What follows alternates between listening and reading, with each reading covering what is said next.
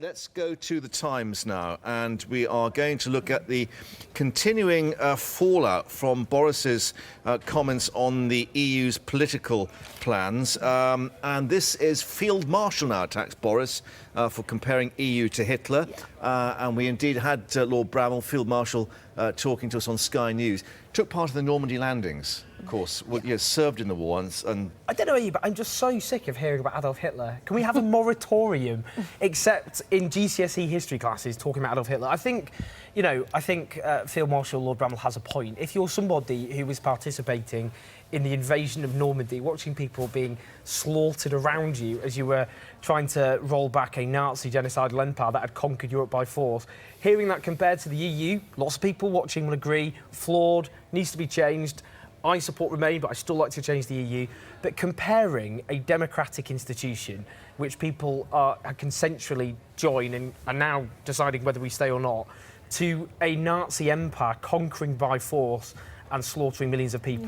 There's no comparison. Boris Johnson made the very, very clear distinction about the aims rather than the methods. But it's not the same aim, is it? A totalitarian dictatorship, killing people. Look, if you read Boris Johnson's comments in full, it's quite clear what he was talking about. From the Holy Roman Empire onwards, he's talking about all the different efforts, and he's making almost like a cultural, sociological point about, look, these are countries... It was sophisticated point. These countries have very different... They have different cultures, different histories, different languages, different traditions. We operate different, but there is no call, there is no demand from the European people as a whole to rise up and have a European government. But they've not been invaded, have they, by the EU? You're saying, and Lord Bramwell saying, oh, isn't it awful for anyone to invoke anything, from the war? But it's perfectly acceptable for the Prime Minister to talk about the war dead.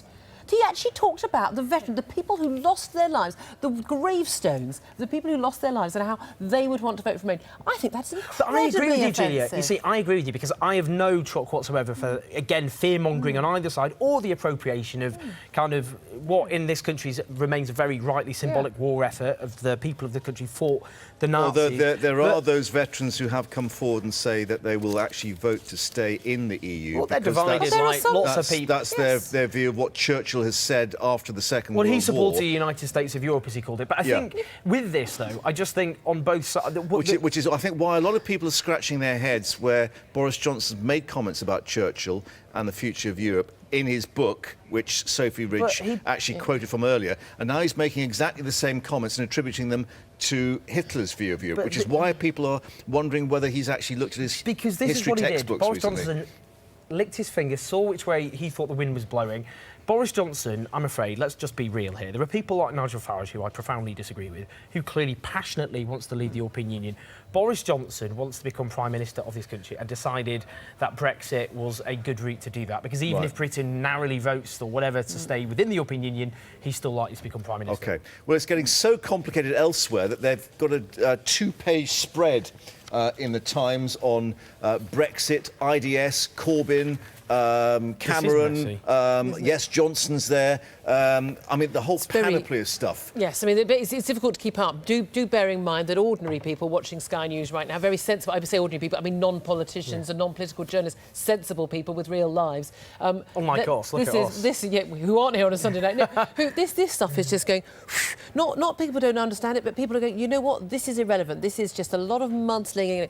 Look, I mean, I have to say, Ian Duncan-Smith has made some very powerful contributions to this debate, and I did actually, in another TV studio in another part of the city, bumped into Mark Carney, the Governor of the Bank of England, and I said, come on, stop pretending to be neutral. He absolutely, quite angrily insisted to me in the green room, no, he's absolutely neutral, but there's no doubt at all. A former Goldman Sachs banker appointed by George Osborne. It wasn't his point that was made, it was from the Monetary Policy Committee that has independent experts that actually provided that report. But isn't it interesting, the Office for Budget Responsibility in Britain, which the part of the government, there's supposed to be all these predictions, they were specifically not asked, told not to prepare for any documents about what could happen in the event of Brexit, because they would actually be neutral, because absolutely they are a neutral body, and they're the only people who've not been asked to actually, not Treasury civil servants, and IMF completely in cahoots. George Osborne's on the board, for goodness sake. Christine Lagarde's got very big question marks over her future, the IMF. I mean, there are so many people who are coming out and saying, as speaking as neutral, very well-informed people they've all got something in there. They've all got something to gain. But that is from the this. problem. Let's be honest. We're not getting the debate this country deserves on the European Union, which is a reasoned, fact-based debate. And if we look, firstly, what I find bizarre is Vote Leave saying, and they issued this, it's not about the economy, stupid, turning Bill Clinton's famous phrase on his head. It's about sovereignty.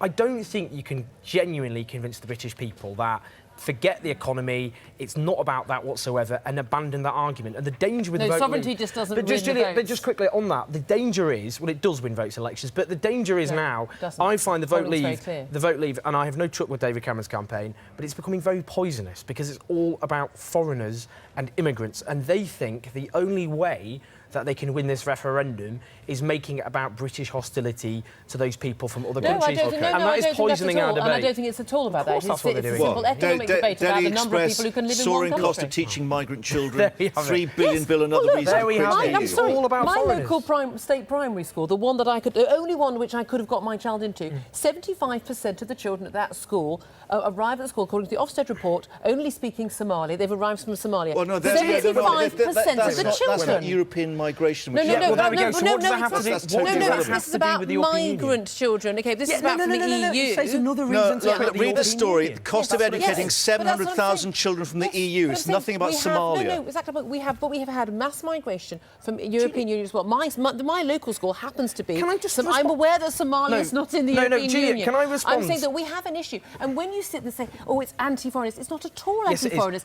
It's a practicality. Can I make two As we points? learned, 1.3 million more people coming to our country in the last 5 years than we were told Can I about. make two- Where let's do you make your think these point. people Can are I- Owen, living, make and where your are they point, going to please. school? Can I make 2 points? Firstly, it is about the European Union, so I don't know why you're bringing in Somalis. And indeed, the argument made by Brexiteers is we can get more non-Europeans in because they're being discriminated against by current immigration rules. So that would mean more Somalis No, potentially. well, Secondly, they're Julia, refugees, let me but, say, yeah. second issue is, well, we're proud, I think, in this country. We have a long tradition of taking refugees. are, but it affects Julia, public Julia, can I respond services. to that? Listen.